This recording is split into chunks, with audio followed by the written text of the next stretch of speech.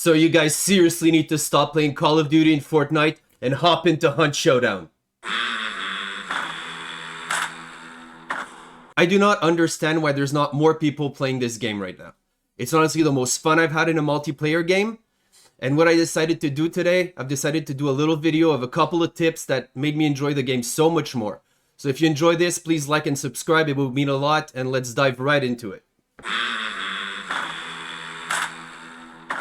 So the first tip I could give you guys is turn your mic on and start talking to people. Yeah, I'm up top. Jump down. They jump down. Where? Over here, this side. Yeah. Got one. One jump down. Since I've done that, I've enjoyed the game way more. And I built myself a little community with people with whom I play all the time. By doing that, we created a synergy which makes us know what the other players are going to do. So we play accordingly and it gets us way more wins. And you'll see, the Hunt community is pretty friendly. So if you're new to the game, most of the time, they'll be glad to teach you the ropes and make you learn new stuff because there's so much to learn in this game. Yes, it's a big learning curve. But like I said, feel free to ask questions. Oh my God. The community is very friendly. So yeah, open that mic.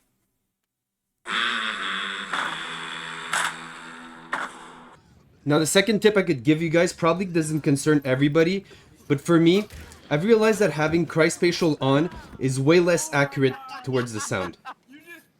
So what I suggest, if you have a hard time pinpointing if hunters are outside or above or below you, try turning off cryspatial, and in your windows, turn on Sonic for headphones. For me, the sound is so much clearer, and since this game is based a lot on sound, you might have a hard time pinpointing enemies. So if that's the case, try doing what I suggest, and you'll see when the sound is good, you can easily tag enemies through walls.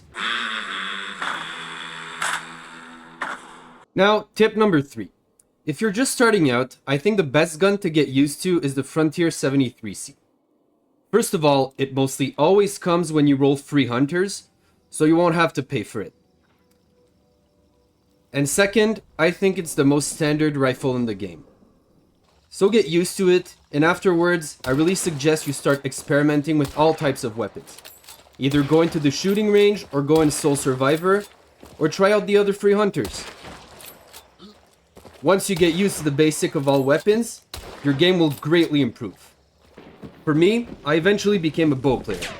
And I think it's honestly the most overpowered weapon in the game, but it has a big learning curve.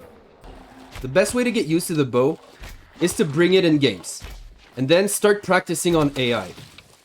It won't make noise, and other players won't hear your melee sounds.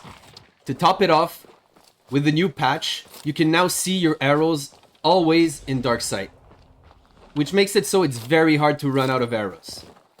And a fun thing we figured out is that if you tag a hunter with an arrow, you can now see him move around in dark sight, so you can give out even more information.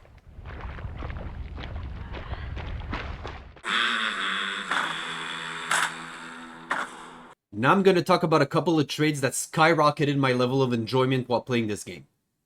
The first trade I'm going to talk about is Dauntless. Now, Dauntless is a tricky trade, because once you start using it, you can't stop. Dauntless allows you to defuse dynamites. So, at the beginning, you need to run Dauntless and be aware you're running Dauntless, and push yourself to rush towards the sound of the dynamite every time an enemy hunter throws one at you. You'll die a couple of times, but once the muscle memory kicks in, there's nothing more satisfying than knowing the enemy just wasted $110 hunt on a big dynamite bundle. Now, the reason I say you can't stop running Dauntless is because once it becomes a habit, if you don't have the trait, you'll just have the reflex of running towards the dynamite, and without the trait, you'll just go boom!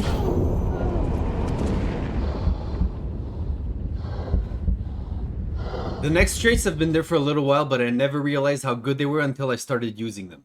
So for starters, there's Pain Sense. Now, of course, it's really useful with a bow, but you can also combine it with poison or bleeding ammo.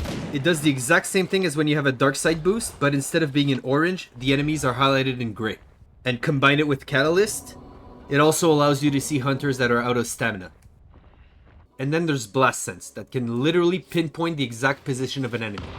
When the enemy shoots, there'll be an orange glow that lasts about 5 seconds. And to finish, I'd like to talk about two of my favorite consumables, beetles and hive bombs. I suggest you bring one into shooting range and practice a little bit with it because it takes a little while to get used to the controls. But once you learn to control the beetle, getting a beetle kill is one of the most satisfying things. You can also use it to gather information and tell your teammates where other enemies are located. Another cool thing with the beetle is that every trait you have that uses dark sight, you automatically see when you're in beetle view.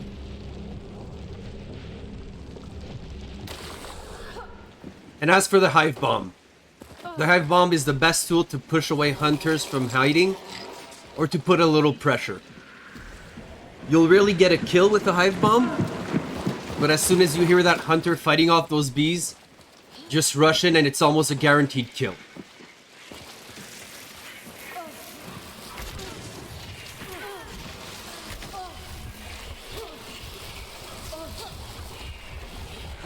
So I hope you guys enjoyed this. Please like and subscribe. I'd love to do more videos for you guys, and let me know in the comments what you think. So I'm Fearless and hope to see you guys soon.